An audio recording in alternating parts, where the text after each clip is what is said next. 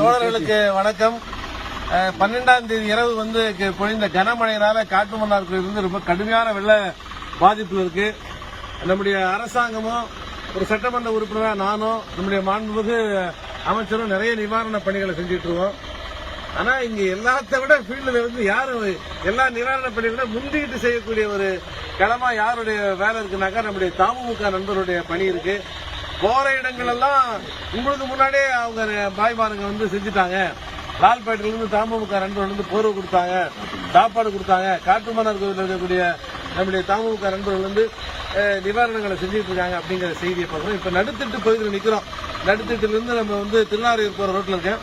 இப்பதான் நடுத்திட்டுக்கு போயிட்டு வந்தேன். அங்க ஒரு வேன் போயிட்டு இப்ப போர்வை கொடுத்துட்டு இருந்தாங்க. இப்ப நிவாரண பொருட்களோட நம்ம நண்பர்கள் திருநாரையூருக்கு போயிட்டு இருக்காங்க. சரி, ரொம்ப மகிழ்ச்சி. மரம் நிறைந்த நன்றி.